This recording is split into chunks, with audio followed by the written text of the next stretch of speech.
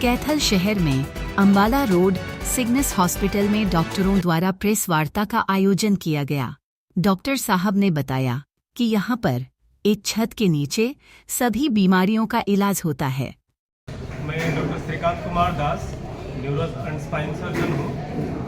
मैं अपने MBBS उड़ीसा से किया हुआ है। उसके बाद मैं कानपुर में मेरा जनरल सर्जरी में किया हुआ है। उसके बाद SMS जयपुर से मैंने अपनी MCH न्यूरो सर्जरी की डिग्री ली हुई है। उसके बाद से मैं हरियाणा में 4 साल से काम कर रहा हूँ, लेकिन सिग्नस मैंने रिसेंटली ज्वाइन किया है। न्यूरो सर्जरी के नाम पे हम यहाँ पे सिर और रीढ़ की हड्डी से जुड़े हुए सारे तरह की समस्याओं का इलाज करते हैं।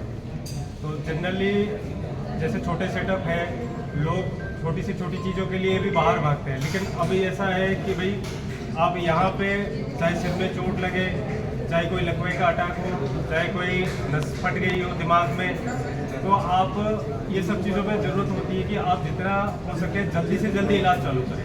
जितना जल्दी इलाज चालू करेंगे उतना जल्दी आपको फ़ायदा होगा या उतना पूरी तरह से फ़ायदा होगा। लेकिन यहाँ से जैसे डॉक्टर साहब ने बताया, जो भी चीज़ों के लिए लोग 60-70 किलोमीटर तक जाते हैं, चाहे पटियाला हो जाए चाहे चंडीगढ़ हो जाए। अब जब ये घर पे ही मिल रही है आपको, तो आपको फ़ायदा उठानी चाहिए इस चीज़ के लिए। इसके अलावा एडवांस न्यूरो सर्जरी में हम यहाँ पे एंडोस्कोपी, जैसे सर्जरी में तो किसके थैली की हो, गुर्दे की हो, आजकल लेप्रोस्कोपी से इलाज होता है। वैसे ही हम स्पाइन का, दिमाग का इलाज भी एंडोस्कोपी के ज़रिए करते हैं। मेन तो यही है एडवांस जो हम यहाँ पे कर रहे हैं। उस चीज़ के लिए आपको कम से कम चंडीगढ़, दिल्ली या पटियाला जाना पड़ेगा। आसपास के इलाकों में इस चीज़ की सुविधा आपको नहीं मिलेगी। संक्षेप में तो यही है। बाकी दिवाली की सबको हार्दिक शुभकामनाएं, शहरवासियों को और आप लोगों को।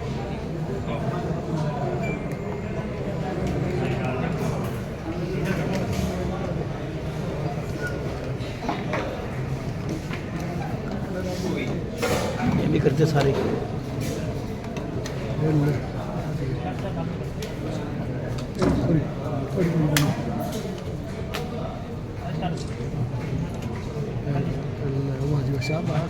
मैं doctor Jitendra cardiology Cygnus hospital में फुल टाइम कार्डियोलॉजी की सेवाएं दे रहा हूँ।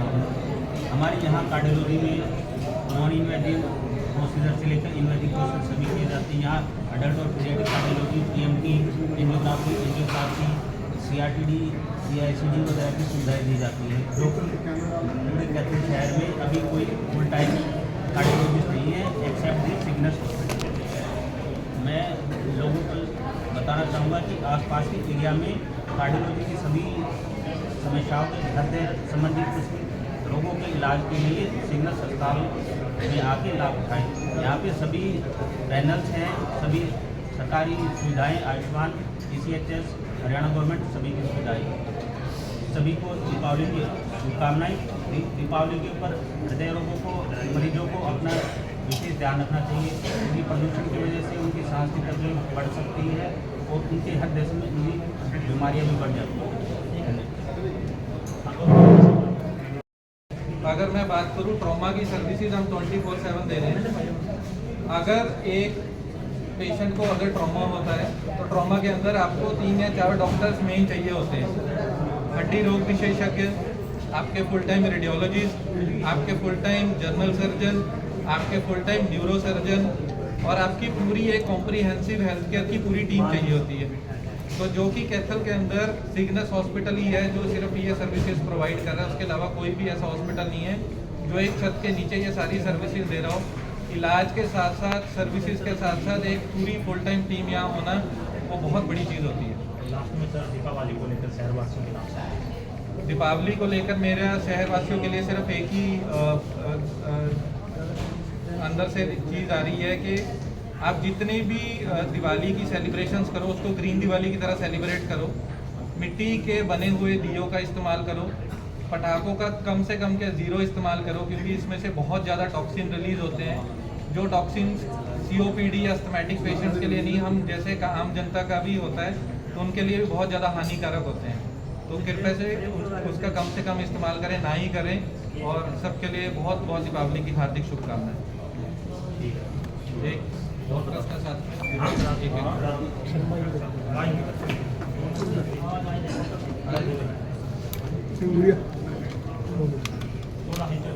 ये डॉक्टर साहब थोड़ी चेयर आगे कर लो आप, थोड़ी सी बस आवाज़ आ रही है।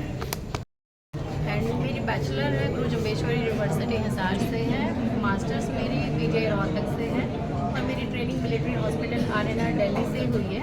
मुझे यहाँ पे 7 साल हो गए सिग्नेस हॉस्पिटल में और जितना अच्छा यहाँ पे एक्सपोजर मिला है और सबसे अच्छी बात यह है कि जितने हम मैक्सिमम पेशेंट्स देख सकते हैं पैरालाइज, कुछ केसेस ऐसे हैं जिनको पता ही नहीं होता कि उनको फिजियोथेरेपी लेनी भी चाहिए या नहीं लेनी चाहिए। डॉक्टर्स मैक्सिमम मेंशन करते हैं कि आप एक्सरसाइजेस करो, लेकिन कोशिश करो कि आप कंसल्टेंट के सुपरविजन में करो कि जितनी आप कर सकते हो कि अच्छे से कोई पैरालाइज का पेशेंट आ गया, हम कोशिश करते हैं कि भी घर पे ही कर लें, ऐसे कर लो, ऐसे नहीं होता है। जितनी आप एक सुपरविजन में करोगे उसके रिजल्ट अलग ही मिलेंगे आपको। तो फिजियोथेरेपी वही चीज़ है जो आपको रिहैबिलिटेशन में मिलेगी। या जो बच्चे हैं चल नहीं पा रहे हैं, कमर में दर्द है, घुटनों का दर्द है या किसी को एडी में दर्द है, कंसल्टेशन जरूरी है। ऑर्थोपेडिक की भी आप कंसल्टेशन लीजिए, साथ में फिजियोथेरेपी आप जरूर करवाइए, उसमें और जल्दी आपकी रिकवरी होगी। Thank you so much.